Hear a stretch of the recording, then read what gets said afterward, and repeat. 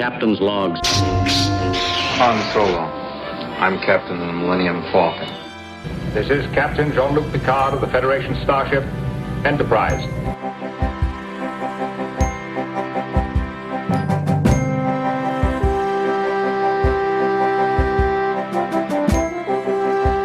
Priority 1 message from Starfleet coming in on secured channel.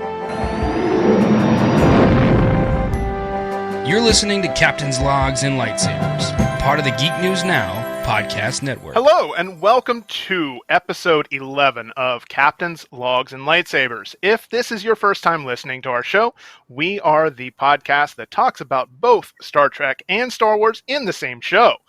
We have a fantastic episode for you this time, as we have yet another guest joining us for a chat about his work in Star Trek, film, and TV over the past several decades. But first, let me introduce myself. My name is Jonathan. I'm one of the hosts of the show, and as he is for every episode, I'm joined by my co-host, Chris. He is the one that set up our interview with our guest today, and he's going to kind of control the conversation. So I'm going to throw it over to you, Chris. How you doing, man? I'm doing great. It's been a while. How have you been? You know, I have been very, very busy, as I know you have. I think what you've done over the past several weeks has been a lot more fun than my life. So, please, if you wanna tell us a little bit about what you've done the past several weeks, and then we can kind of get into everything. Go ahead. Sure. Well, so in the last 6 or so weeks, I've been to Steel City Con. I went to Ocean City, Maryland with the wife. We adopted 2 cats while we were out there. And they survived the 6.5-hour trip home, which was wonderful. A lot of family visiting. My twin brother, Matt, came home from the Navy. He's in Seattle right now, so got to see him for a while. And then last week, I went to a Star Trek convention in Edison, New Jersey. Got to meet Terry Farrell, get my picture with her to add to my collection. So it's been a pretty wild last couple of months. But we're all back and definitely looking forward to talking with today's guest.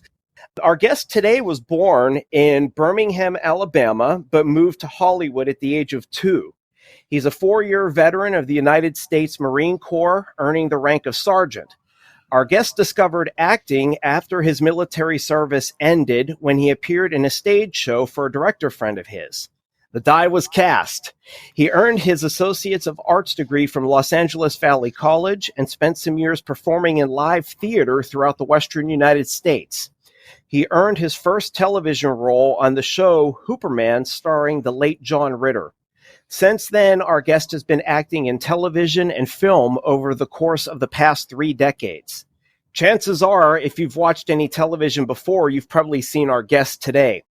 To Star Trek fans, our guest first appeared in Star Trek VI, The Undiscovered Country, as Lieutenant Commander Dimitri Valtain, a bridge officer on the USS Excelsior under the command of Captain Sulu. 5 years later, he got to reprise that role in an episode of Star Trek Voyager's 3rd season entitled Flashback. But he also appeared on an episode of Deep Space Nine a couple of years prior. Please welcome our guest, Jeremy Roberts. How are you doing today, sir? Oh, hey. How you guys doing? Very well. Very well. Great. Well, first we want to wish you a very happy birthday this week, and we want to thank you very much for taking time out of your busy schedule to chat with us here on our small podcast. Yeah, busy schedule. Eating cake and cheeseburgers. Yesterday was also the National Cheeseburger Day, which always makes me happy. Oh, really? Any special place you got the cheeseburger from? No, I made him at home. Made him at home. You know, I didn't feel like getting out. Getting out nowadays is difficult. So it sure is. It sure is. Well, again, thank you very much for spending part of your happy birthday weekend with us here. Sure. So I wanted to just kind of dive into some basic questions here. Hard to believe that we're coming up on the 30th anniversary of Star Trek VI. Star Trek audiences first saw you as Lieutenant Commander Valtain. So what drew you to that project back then, and what are your recollections about winning the role and making the film? It's just funny when you ask about being approached. Any actors, dreaming of being approached, for anything. But mine didn't occur. I fell in love with Star Trek the first time it aired when I was going to turn 12 about a week later. I've been in love with it, a science fiction buff forever, and I fell in love with it. I wasn't going to act then, but I've loved it since. Kind of out of your mind, except in, let's go watch the next one. And I found acting. Still wasn't really thinking of Star Trek, but then once you start getting the work and then you hear, they're going to do a Star Trek 6, you go, I could actually be in it if they let me. And I went, it ain't going to happen. And the next thing you know, my agent says, well, it's only like 5 or 6 lines. And I didn't care. It didn't matter if I got seen or I got to meet any of them on it. It was going to be thrilled to me. So when I got it, I was glad it approached me, and I did it right, I guess. Oh, that's wonderful. That's wonderful. And you definitely did a great job in your role in the film. Definitely the character has stayed in people's minds over these years. So tell us, what was it like working on the Star Trek 6 set? Oh, man. Well, I guess I don't ever get tired of telling this story, because who wouldn't if you're a fan of it? Exactly. And I'm not just lucky enough to have been in one, 3 of them. I was a fan.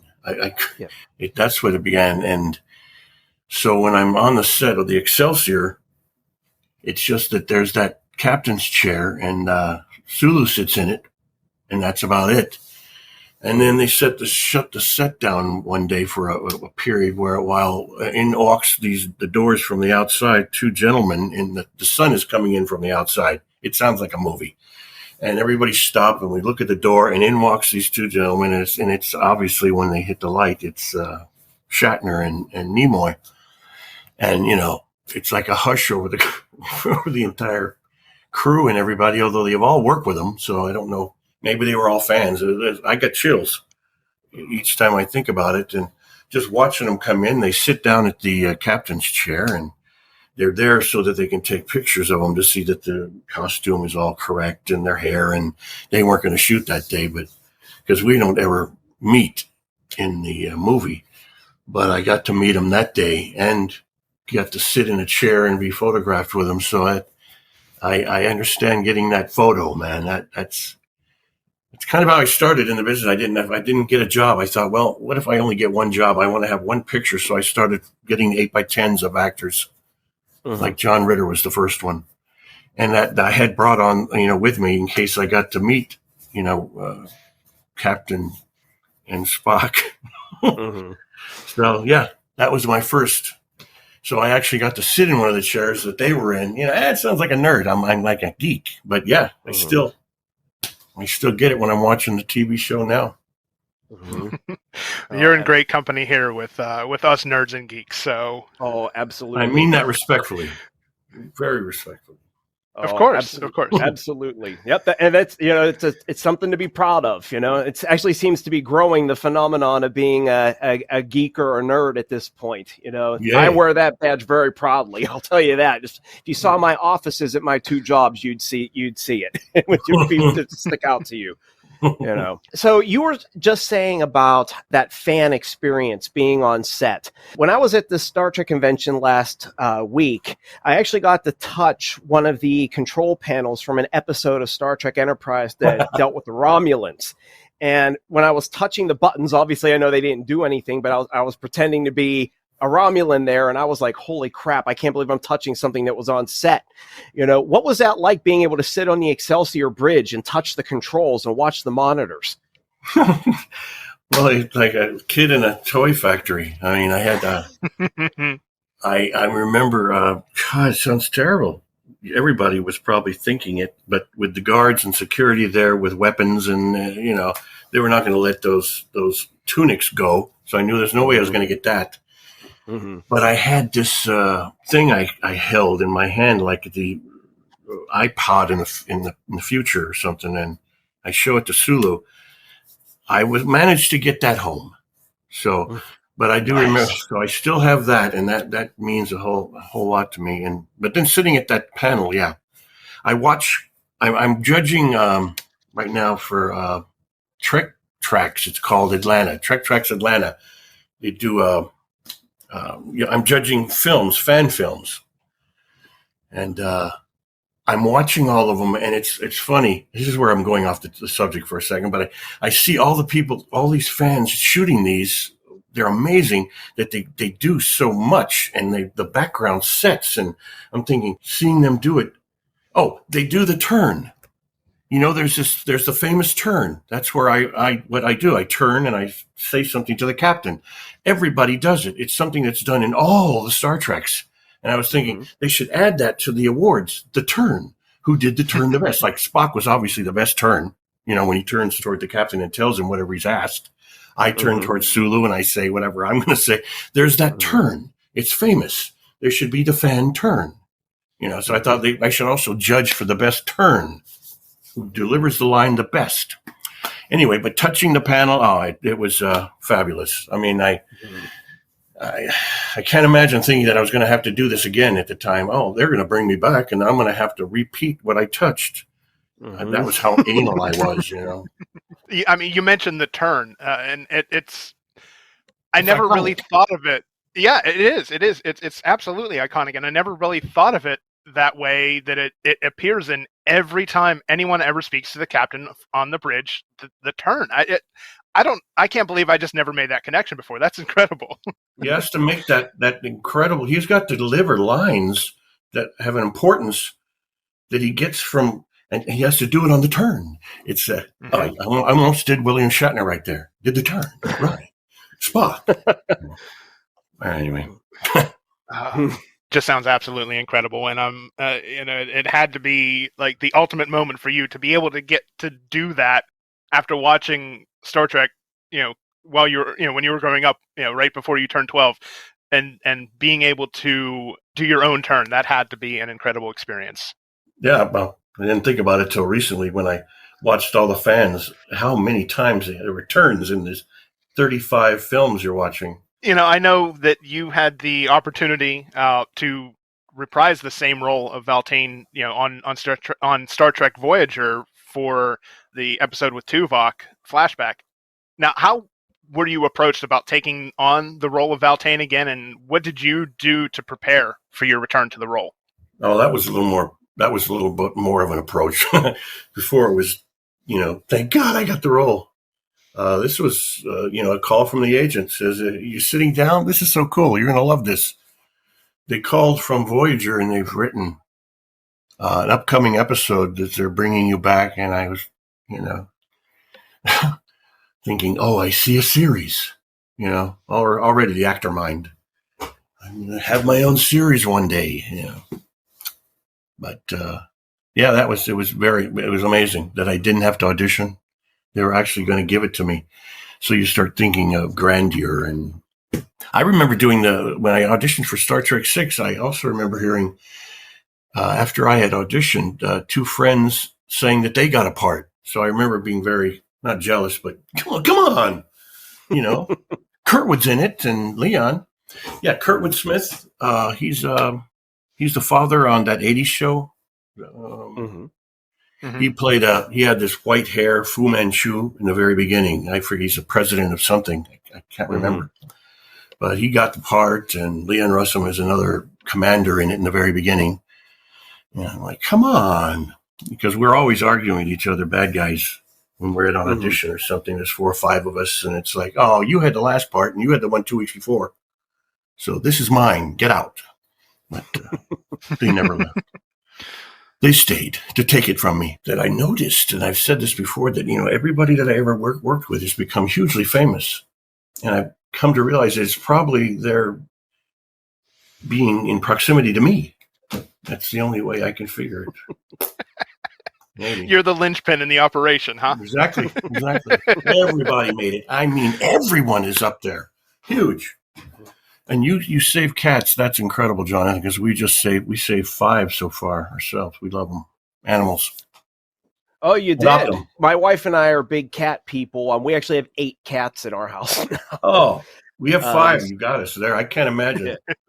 It's a lot of litter, a lot of cat litter, and a lot of with them at each other. But other than that, it's wonderful. We don't have any kids, and So they basically become our babies. Our feeling is once they come into our house, they're our family. They're not going anywhere.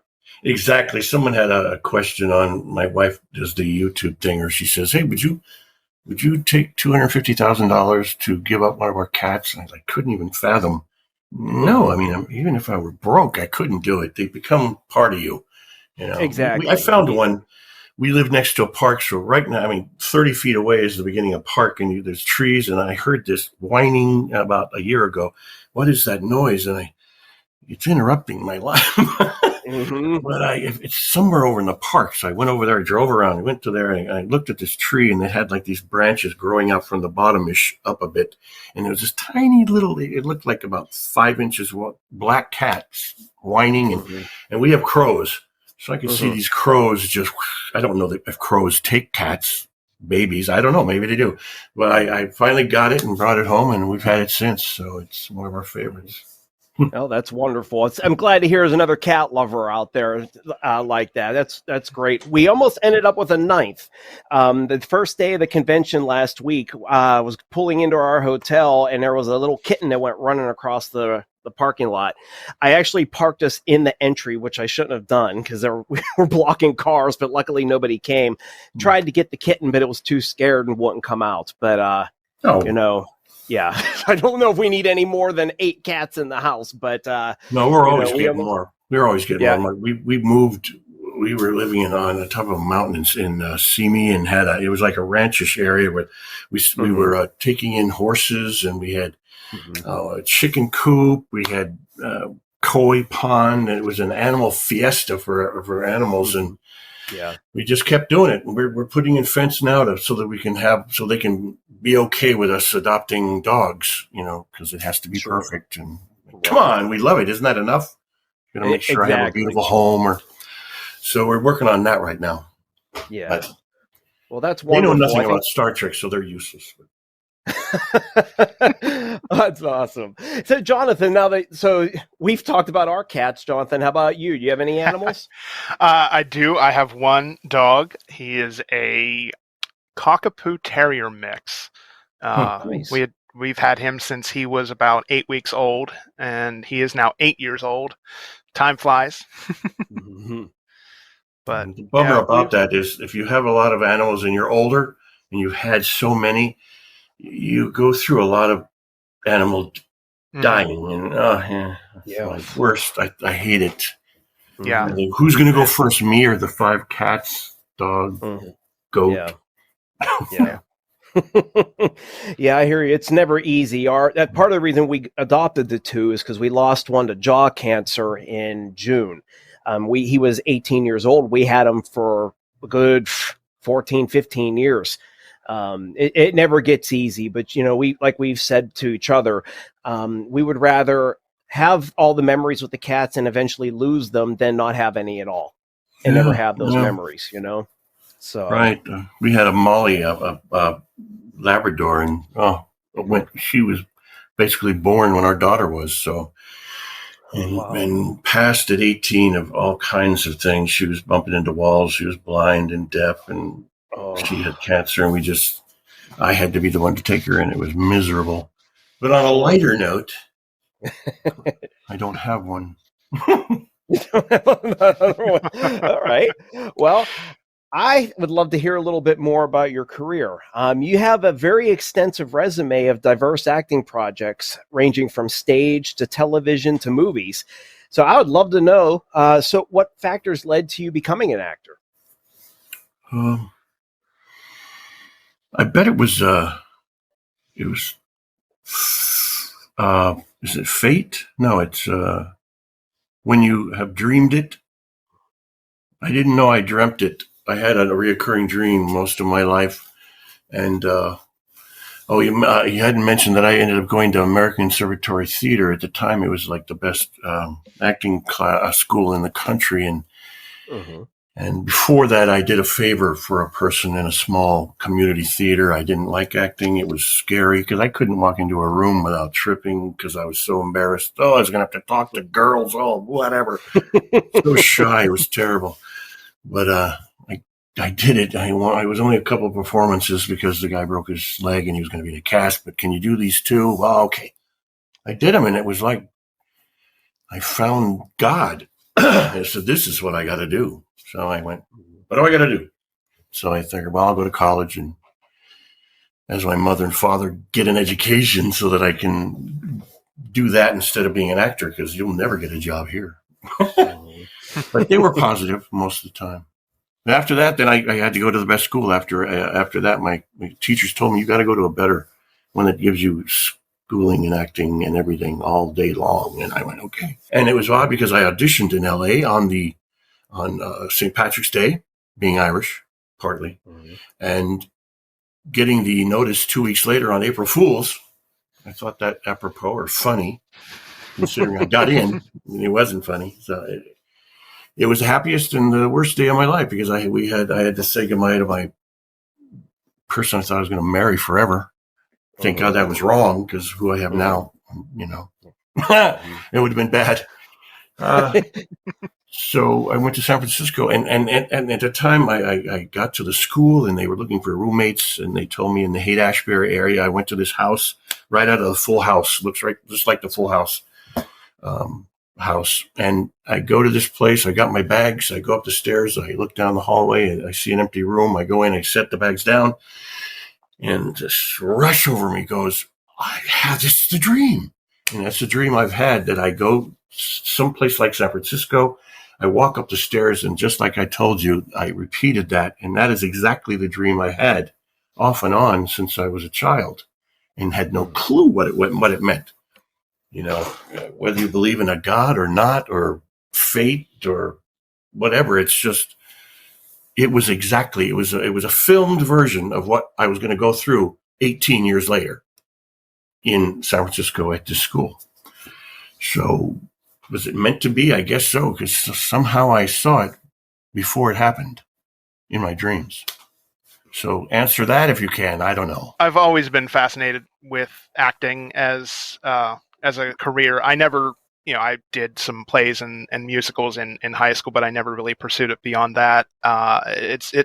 It takes a lot of blood, sweat, and tears sometimes to follow that kind of dream. And I'm in awe of you being so successful throughout your very long career.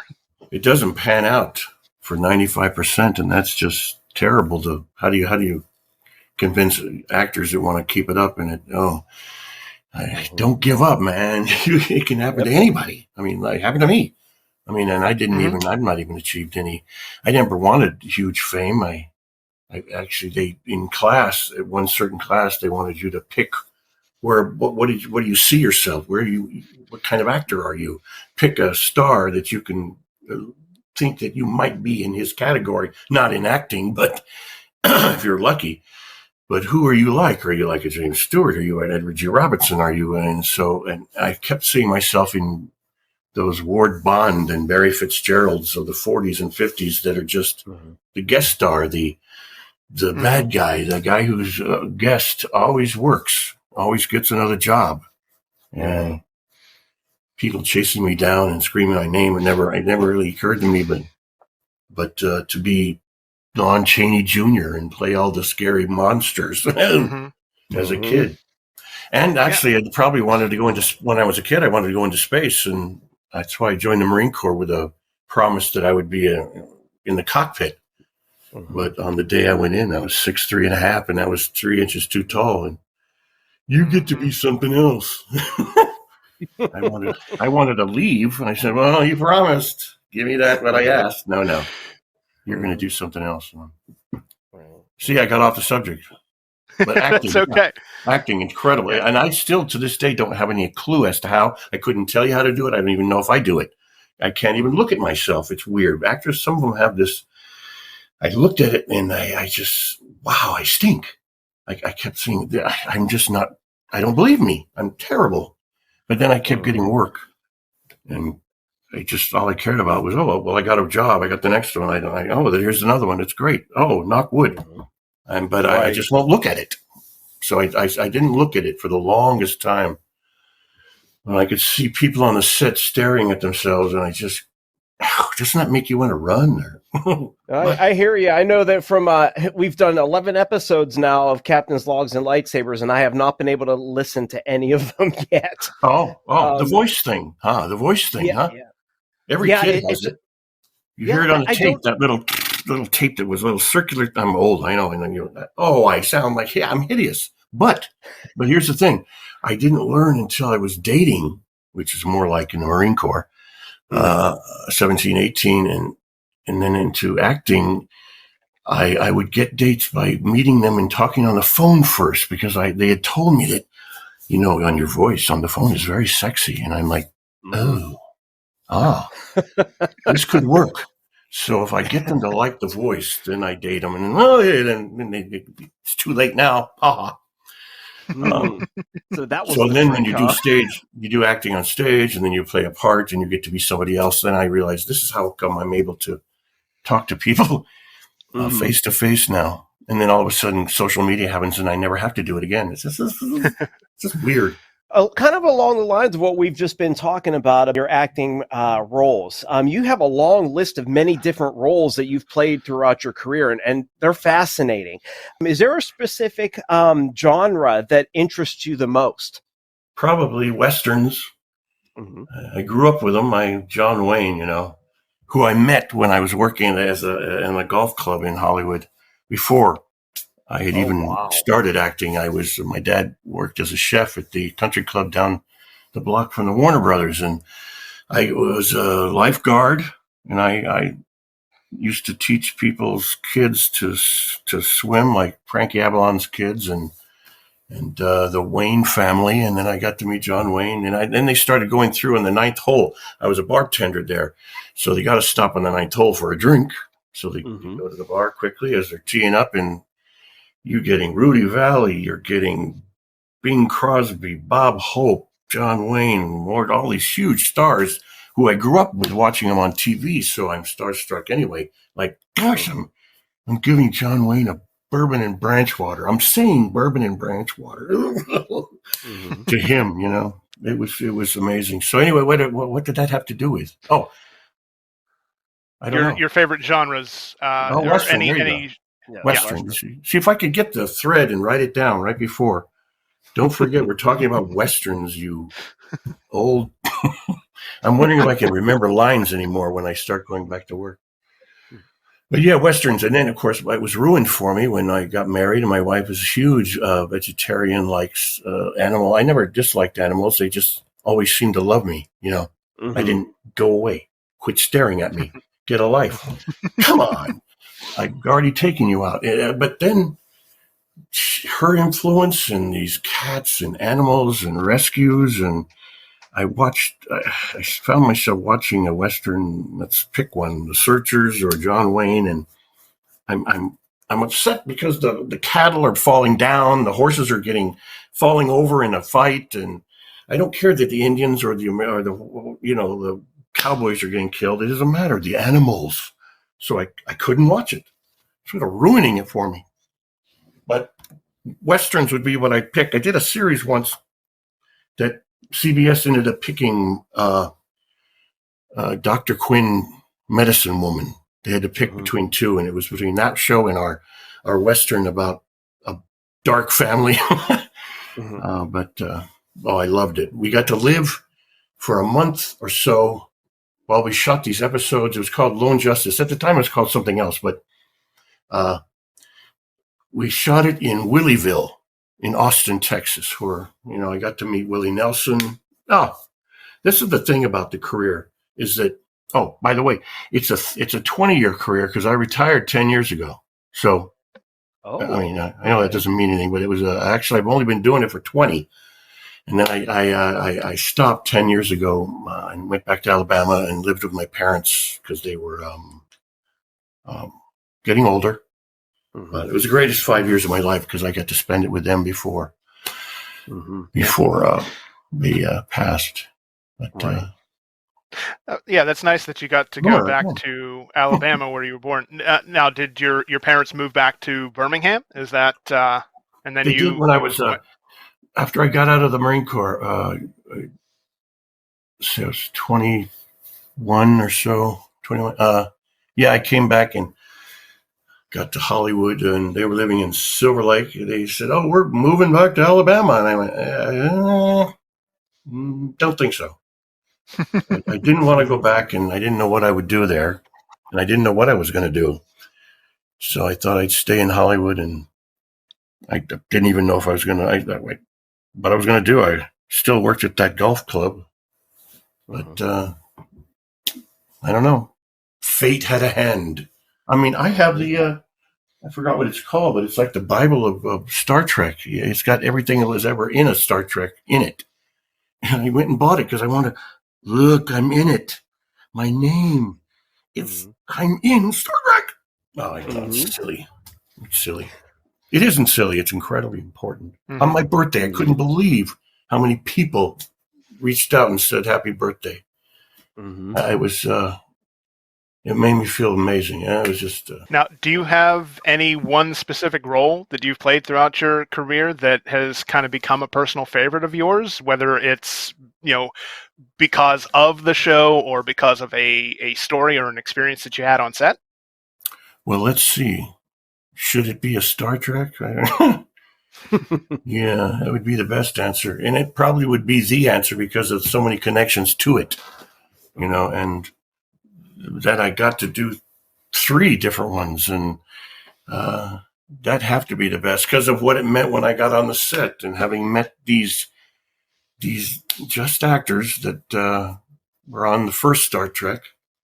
And there was a connection with Star Trek in that when I was younger, and I tell the story, I hope it's not too long, but it's I had a childhood idol, and it was Frank Gorshin.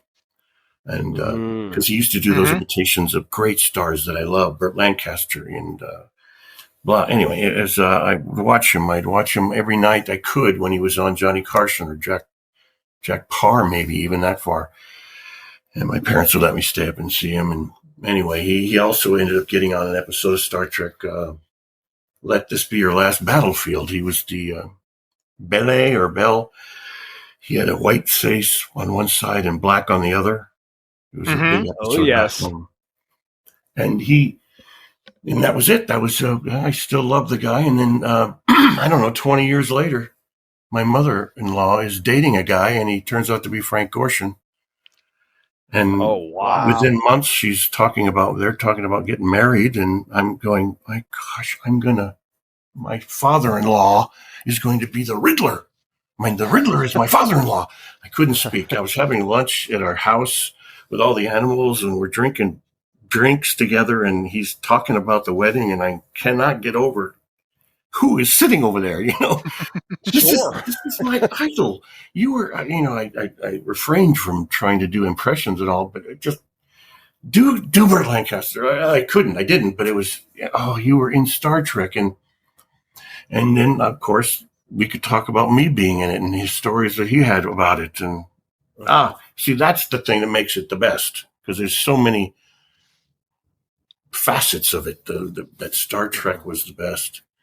But I think as another one is Herbie. I think Herbie Fully Loaded is kind of big because I got to be funny and not a murderer or a drug addict or an alien or a crazy person people are chasing down an alleyway with a gun.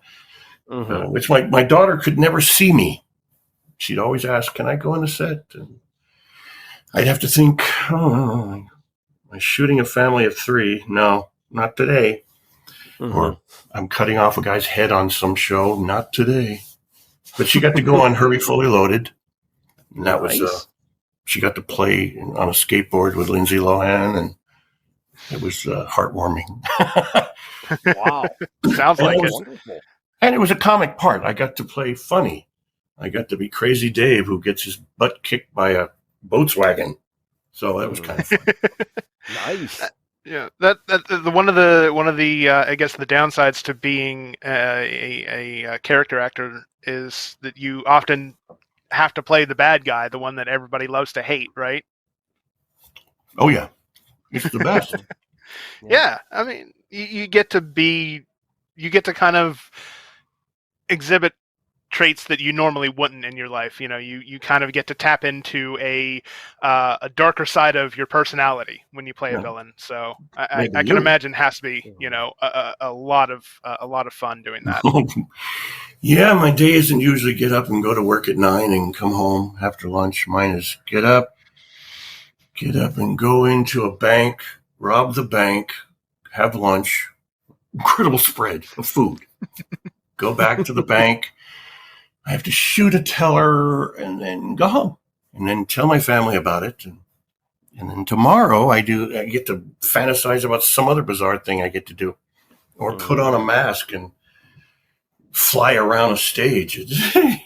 Couldn't beat it. Yeah. Yeah, I know. That seems to be one area that character actors tend to get into, is because they play so many diverse characters, they end up having to put on a lot of makeup from time to time. To be honest with you, I've been a Star Trek fan since I was 6 years old. I'm 40 now. I know a lot of stuff about different Star Trek episodes, but I didn't realize until just recently that you actually were on Deep Space Nine as a Jem'Hadar soldier. I think his name was Mesiclan. In the episode, right. Yes, right. In the episode Hippocratic Oath. That role obviously required a lot of makeup. What can you tell us regarding prosthetics and the challenge of acting in heavy makeup? Well, it's obviously the first time I can't remember what the first one was, but it's claustrophobic. I think it was Hercules. I did a demon 20-foot wingspan flying Satan-like character that had to battle him in the air. And they had to do a full costume, a full plaster of Paris thing, where, as nice as they were about it and very friendly New Zealanders, which I want to live in that country, but it's like they were going to put one hole where my nose was. I couldn't see, I couldn't hear, but you can breathe freely from this, 1 centimeter hole in your nose, and I don't like to even get in those MRI machines. So this was it was hard, but then, you get over it and you get to see what you look like. And then the makeup, like Buffy or something on Buffy the Vampire Slayer, wins an Emmy for his work on it. And it's worth it. It's worth it.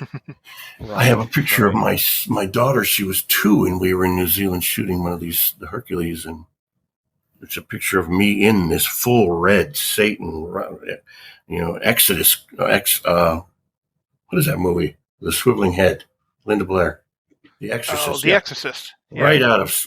I'm horrid looking, but in a regal kind of way. And I'm holding this little tiny blonde 2-year-old, and we're both looking off into the distance. It's a beautiful picture, and it just says father and daughter, even though the difference in our looks. She was on the set the day I went. They yanked me up into the rafters to fight Hercules. I got to the top, and we're swinging at each other, and I'm spitting out sounds or whatever. And all of a sudden, you hear this little 2-year-old, "Daddy, Daddy!" Cut. Everybody thought that was quite funny. She knew me. She knew me. It didn't matter what I looked like or what slime was dripping out of me. That was Dad. Mm-hmm. Yeah. That's awesome. That's such a great story. Yeah. I know you mentioned feeling very claustrophobic in the makeup, and you're not the first person that I've seen recently who kind of felt this, had that same same experience of feeling like that. I know. I believe Jeffrey Dean Morgan, who who's kind of gained a lot of notoriety from his from Supernatural and then The Walking Dead, but I know he starred in a couple episodes of Star Trek Enterprise, and he said that the all the prosthetics and the makeup, he actually almost had a panic attack because of the feeling of claustrophobia. So yeah, you're certainly not alone, and I can't imagine that being at all comfortable. He had actually mentioned that he almost left acting because of his experience on Enterprise from all that makeup. Wow, I didn't know that. Yeah, yeah. My and an attached note to that was that day was one of those, I think, summers that were 100 degrees or something, and it didn't help inside. So the Jem'Hadar we had to all get in this, and I had a stand-in that had to go through the same thing that I did, just in case. I mean, just for the lighting and stand-in to see what it looked like. Mm-hmm. So, and get hardly paid. But I wasn't ill. I was not well that day. I was ill. I didn't feel good. And no matter how bad I was feeling, I was not going to not get put in that. I'm not going to not do a Star Trek, please. Or any show, any job you get, I'm going to do it if I die. And that's happened a few times. But anyway, so I tell the makeup person, and she or he, I think, works out a zipper in the back so that it can be released quickly up the top of my head. And since they're not shooting behind us, in case I needed to regurgitate if I felt that ill, which unfortunately I tried holding it in. We'd shot a few scenes, but this day I just couldn't handle it. And I remember grabbing my hand to my face, and she saw it, and they ran over and took me off to the side where I ripped that thing off and filled the Deep Space Nine trash can. And they talked it over, and they couldn't put me back in it. So the guy next to me, I wish I knew his name today. If I ever could find it out, I liked it because he got his SAG card. Mm-hmm. He got to continue the role. And I watch it to this day. I can't when I do look at it because I can watch myself when I'm behind a mask. Mm-hmm. I'm not sure if I can see where I'm in it. And I know I am because I can hear my voice at one time. But then the dialogue gets mixed up, and I think I see him at one point being shot. Anyway, it's just a bizarre thing. I didn't feel good that day, but my name appears in it, and I know I'm in it.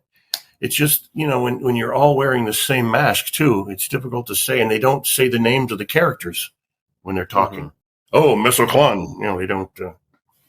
And everybody kind of put on a bit of a voice. At the time, maybe they thought they should talk down here because they're aliens. I don't know. Mm-hmm. But when I heard my voice say, "What's this?" it sounded like, "What's this?" Mm-hmm. I went, I think that's me. You had mentioned a little earlier about appearing on Buffy the Vampire Slayer. I know that you were in an episode of the show, and then you got to reprise your role. You got to record some dialogue for a video game where you reprise the same character. Can you kind of tell us any similarities and differences between appearing on camera versus recording dialogue in a recording booth for a video game? I don't think there was much of one, other than I wanted to make sure that I gave him the same voice that appeared in the show. And as long as it is with every actor should, whatever the director says, if he doesn't say you stink or we're moving on, then I did it right, I guess, or they're happy. I mean, like repeating Voyager from the Star Trek 6, I wanted it to be exact. I mean, I don't want anyone to be able to say, because I do that all the time to every movie, every show. Oh, did you see that continuity mistake? The cigarette was this wide, or, the wick only went down to there. I ruin things for my wife. So you had mentioned during the interview here that you've been retired from acting for the last 10 years. Star Trek is actually, as you know, has returned after a 12-year hiatus in 2017. So I was just curious, what are some of your thoughts on the new series? And even though you say you've retired, would you be interested in a role in one of those series? Oh, definitely. I wasn't thinking of ever coming back, but then I thought at 55, let's just take the pension and all, because I may not make it. I never saw myself getting to 60. But now that I'm at 67, I'm going all the way to 100. So you're not going to mess with me now. Now that I'm back. So I came back, and I was thinking maybe I should go back. I should do something because, fishing, how much can you do? Reading books, rocking chairs. And then all of a sudden there's a pandemic thing, and that screwed it all up. Yeah. So sure. We've been hanging out inside a lot, and I started doing interviews to get myself back in. And I got I guess it's a comic book convention agent who's going to start sending me out. I've done a few things, but as soon as you're able to go out and go, I don't know. anyway, I'll start going back. And then about the show, this is embarrassing, but I haven't seen it yet. This is Discovery, right? And Yes. I haven't watched it yet because I'm still in that 11-year period. It seemed that Hollywood changed, that drive to LA or go through the Hollywood, the freeways. It's busy and I've got to go to an audition. You spend an hour there, you go home, and they call you on you're filmed there. Now it seems from my friends that are acting, and a friend of mine, he's in Bosch. He plays one with the Crate and Barrel. He's telling me about how it's different, and you do your audition at home on your phone. I'm like, my phone? Are you kidding? I've got to set up a little studio in my home. It's a whole, and how you get through social media. They get to know you. Your agents look at you at IMDb, and it's a whole new world of Hollywood for me at 67. So I have to even get a new picture. So that had all gone in my life. I never thought I was going to have to go get a photographer and get an 8x10 and then send my resume out and see if anybody wants somebody this age. And because when I first came back and the pandemic hadn't happened, my agent had sold his business. He'd been in the business for 80 years. He was forever. He sold it some, and I called them to do you need? And, the 22-year-old at the desk said, no, we don't need old people. Thank you. And I went, whoa, that felt weird. You don't need old people. I'd worked for 20 years, and I wasn't going by. Well, okay, then the pandemic happened. So I didn't have to worry about it. Now I'm going to have to get an agent and see if there's any interest. And then, of course, I'll send a picture to the casting of Discovery. You said you're 67. Look at, prime example, Clint Eastwood. He's 91, still directing, still acting. I have the utmost faith in you that, that you could return to acting and easily make it to 100 and still be acting, Absolutely. Hope so. William Shatner. Right. Yeah, he's 100. Isn't he about 100? He's almost about 100. No, I love you, Bill. 90. He just turned 90. Yes. So, and I've seen him at 2 different conventions this year. So, and when I saw him in New Jersey last weekend, he was just spouting off all these different projects that he's got going. And I'm like, man, keep going there, sir. You're like, he's my hero. I mean, he will not stop. Yeah, I just saw him. On a YouTube thing. Mm-hmm. What was it? He was reviewing people that did impressions of him. I didn't know why he was doing it, but it was funny. Putting him down for this or that. That's not correct. When Pine's the best. There you go. I mean, with William Shatner, when I saw him in June, he actually came with some kind of sling or brace around his arm. And of course, we were all wondering what had happened. And he told us, I was just out riding horses and I fell and the horse trampled me. And he still came to the convention. Nothing stops the man. That just amazes me. I saw him once, oddly enough, when you mentioned riding horses. Mm-hmm. I went to a friend's house and they had a big property out the back. And I want to say Santa Barbara-ish, but I can't remember. It's so long ago. And they walked us out to the back end of the property, which went straight down to another person's on the mountain. And there he is.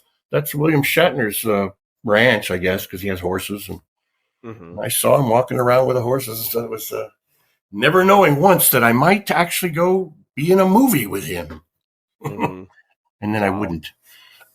Well, that's the funny thing about it is I was going to hopefully from my childhood wanting to be into space kind of with the Star Trek fan thing. And then I was in the Marine Corps that I possibly fly a jet and then I might be an astronaut. Who knows? That was all fantasy. And then the next thing, 10, 20 years later, you're on the deck of the Excelsior flying a saucer of my own in another way. Yeah, exactly. Well, you have said you served in the Marine Corps back in the past. First of all, thank you very much for your service. Having my twin brother being in the Navy, I know the sacrifice that is made by our servicemen and by the families. So thank you very much. So what can you tell us about what led you to becoming a Marine? Spend the time in front of a TV with your dad, and he was heavily Republican, and he was an ex-serviceman too, and you see it all going on and want to be part of it. And college was basically this first college I went to in LA. It was more of a pinball place. I kept ditching, so I didn't realize that I wasn't ready for college. Or I said, well, what do I want? I want to serve. I want to go. I want to help. And I went, well, so I joined. My dad, put his signature to let me go in early. And found out it wasn't really the place for me after 4 years. I couldn't see myself being a career in it, but it taught me a huge amount of discipline, and I didn't die. I was a sergeant twice, so you can see why I didn't belong. I did a couple of illegal things, but not horrible, get drunk, blah, blah.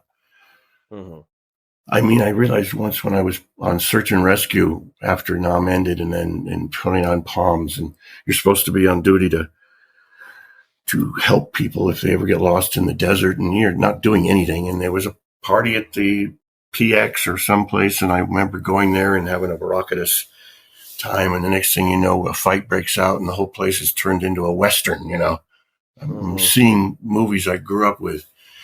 Chairs being thrown, and then the doors fling open, and in walks the search and rescue team to break it up.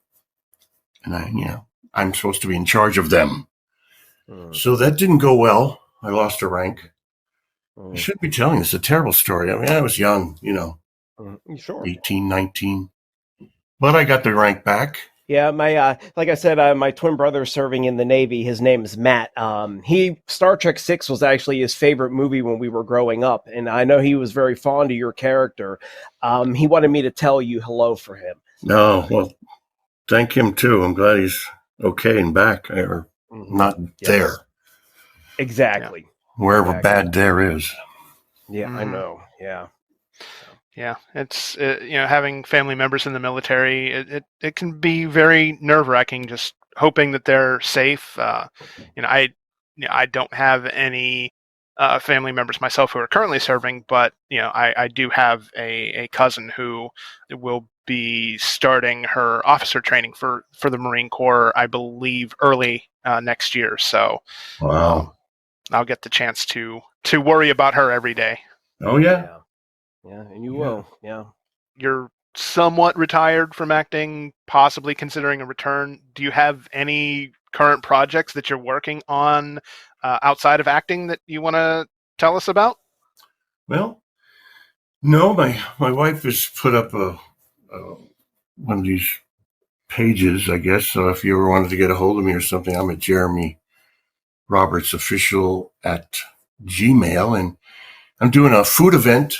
Halloween to get restaurants back to work in West Hills in Los Angeles, where I'll be judging food, which is my second talent.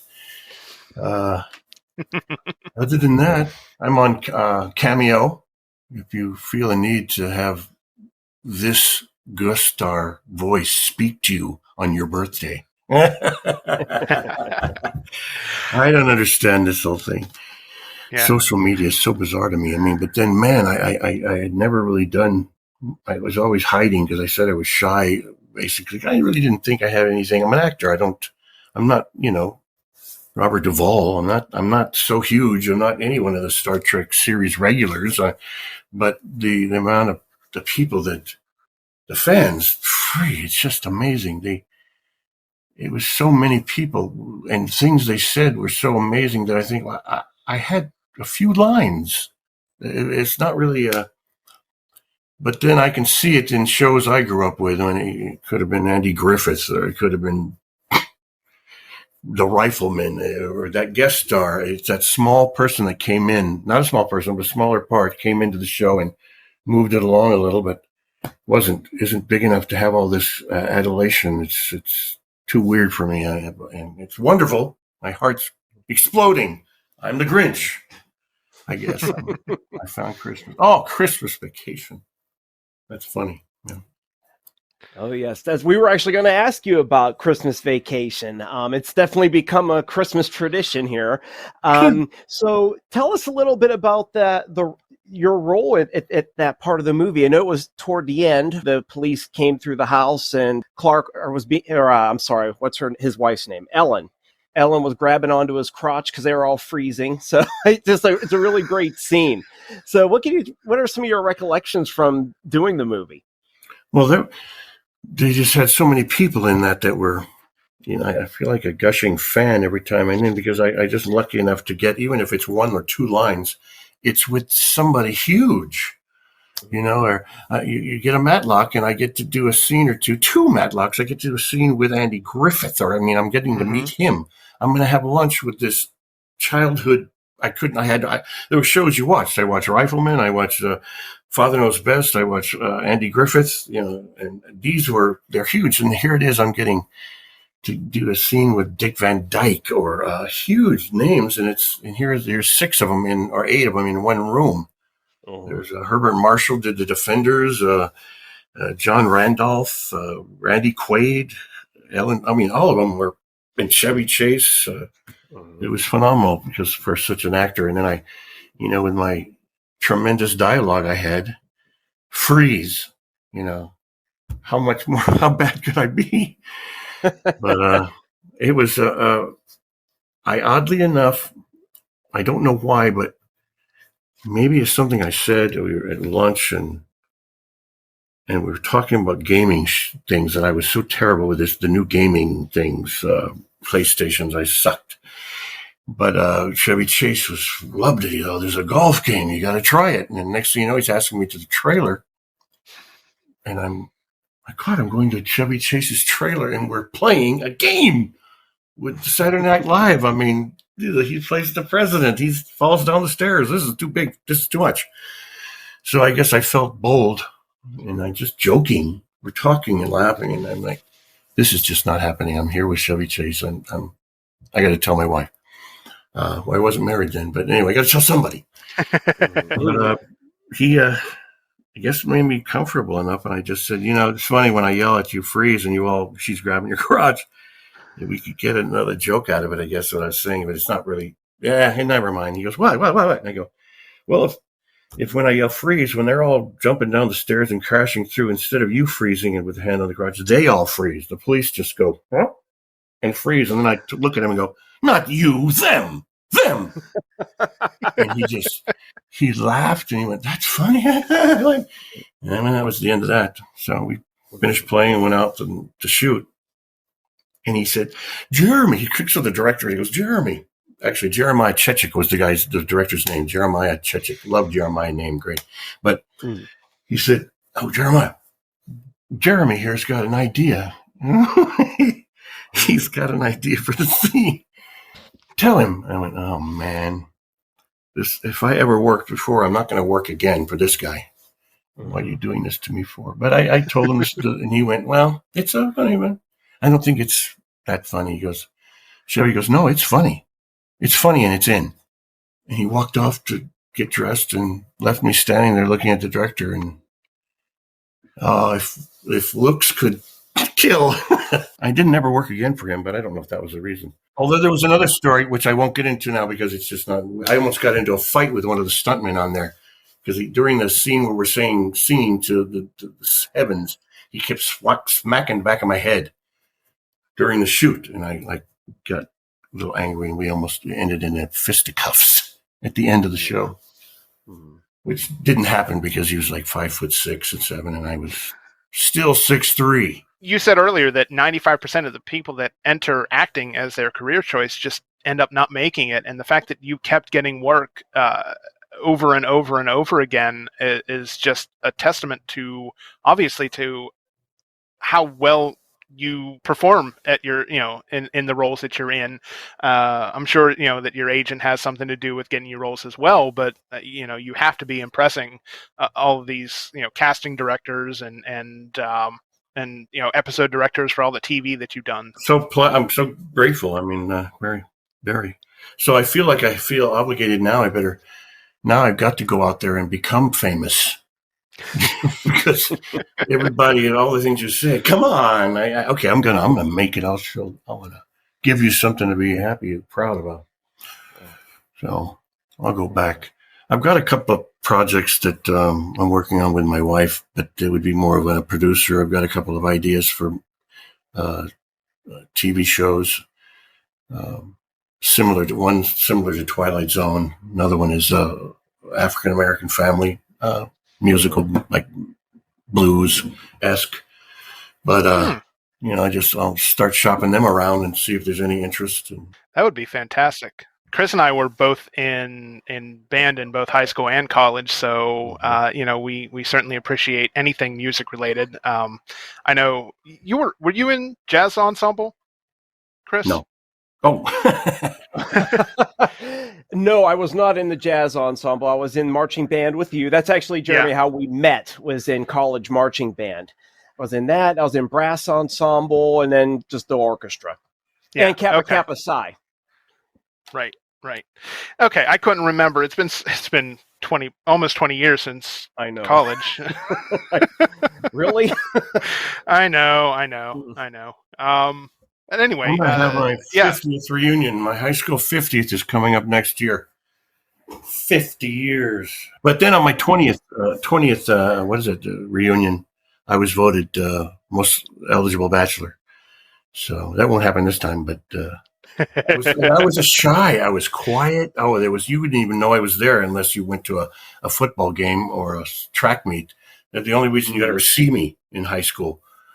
But then 20 years later, with a few acting parts, grown into my incredible good looks. Like you also must be the better looking of the twins, right? I would like to think so. Yeah. I don't know though. We're both 5'5", put some weight on, and bald. So I don't know if we look basically right now. We look, when we're within the same weight range, we usually look pretty identical. When we're kind of separated, I used to be the real heavy one, and he was more of the thinner one. He was definitely the more. He got more girls than I did, but I ended up getting married at 22 years old while he was a bachelor for a long time. So I don't know. I guess I got the better end of the deal. That's funny. I didn't want to disparage anyone that was 5'6" or so when I was talking about that stuntman. Because when I was younger, I was 6'3" when I was 11. So and shy, and I lived in Hollywood, and I went through bad neighborhoods, and I learned that my height saved me from any fight. I knew I would never get into a fight because they would have to stop and think. Now he looks like he could hurt me, and that saved me my whole youthful life. And then when you're a bad guy, you're 280 pounds, and now I'm down. I've lost about 70 pounds, so I'm down to 240. Well, wow. Wonderful. Congrats. That's awesome. Yeah, absolutely. Jonathan and I both in the last year and a half have lost some weight as well. We tried the keto diet, and that actually seemed to do pretty good for us. I like the bread. I bought some bread I don't know, it was called keto bread. I loved it. We're just doing, I'm doing, and my wife, calorie deprivation, basically. 5 meals a day, 300 calories, and then walk a lot. And it's 67 pounds. It's sort of apropos on my 67th birthday. It took 67 years, but I got it off. Hey, well, that's awesome. Congrats on the hard work to both of you. That's wonderful. Yeah. So I think we can kind of wrap things up here. Yes. Jeremy, how can anybody reach out to you and contact you if they wanted to find out more about what you're doing, or if anybody wanted to invite you to make an appearance at a con or anything like that? How can someone reach you? Oh yeah, I got to change a lot of things because, like on IMDb, there's areas there. I see it's all new to me. I mean, I know I have a name on there, but it's areas you've got to put your agent and your comic book convention agent or or how to reach me. I don't have anything on there because I'm still learning how to do it on this buttons with the computer thing. But like I said, Jeremy Roberts Official at gmail.com or jeremyroberts.com. I'm having the guys get me more up to date because it's kind of behind for the last 11 years because I haven't been doing it. And then on Cameo, you could just look up Jeremy Roberts. Well, you know what? We would love to have you come to our local Comic-Con here in the Pittsburgh area, Steel City Con, someday. I mean, you've got some wonderful stories, and that I think people would love to hear. And Star Trek's obviously very big everywhere, but it's definitely big here in the Pittsburgh area. So Pittsburgh. What? Yes, that's Pittsburgh. where we're I at. had a girlfriend from there back when I was like in the 20s. And her name, she was a psychologist, and she talked with murderers every day on death row. She was a psych in the prison in Pittsburgh downtown. Famous old one. It's got stone walls and near those. Don't you have three rivers that have incredible names? The Allegheny and the Nangahala and the. Yep. And the Ohio, I think, is the other one. Yeah. Yeah, and she was a psych for the crazies. I wonder if I was attracted to her because that's what I ended up playing most of the time. Crazies, nutcases. My wife is a big fan of murderers. She's not rooting them on, but she she likes to watch those shows and find out all about them. And she said she wishes she had been a forensic psychologist. And she's got all these books on them. So whenever I'm like in something like I did a Millennium where I played a serial killer, I was running through those books. So there was a reason we met together also. Yeah, there you go. Yeah, just a little bit about myself. I'm actually a licensed clinical social worker here in the Pittsburgh area, and I've never had to deal with anything with forensics when I'm doing therapy. I'm sure now that I'm in private practice, I'm sure I'll be meeting some of those people because they'll be court ordered. So it'll be an interesting thing to check out. Wow. Fascinating. Really. Yeah. But it's been a wonderful experience getting to talk to you. It was an absolute honor to get to talk to you. Seeing you on, absolutely. So, Jonathan, is there any way that anybody can get in touch with you? Yeah, absolutely. I pretty much go by the same thing on all forms of social media, whether that's Twitter or Instagram, TikTok even. I can be found by searching at Just a Disney Geek on any of those social media platforms, and you're sure to find me. Oh, absolutely. And then anybody can find me. Just go on to Facebook. Just type my name, Christopher Stough, Stough. You'll find my page. On Twitter, my handle is at ChrisStough1. Besides that, those two things on social media, I don't know anything else. The kids I work with always know all these things. And I'm like, what? What are you talking about? I barely know what TikTok is. Jeremy, thank you so much for joining us for this interview. We greatly appreciate the time that you spent with us on your birthday weekend. If you have any appearances, we'd certainly like to know about them and keep in touch with you. But until then, to our audience, thank you so much for tuning in to this episode of Captain's Logs and Lightsabers. This has been episode 11. We look forward to picking up that discussion where we left off several months ago. And until then, keep listening, and may the Force be with you. And live long and prosper. Adios.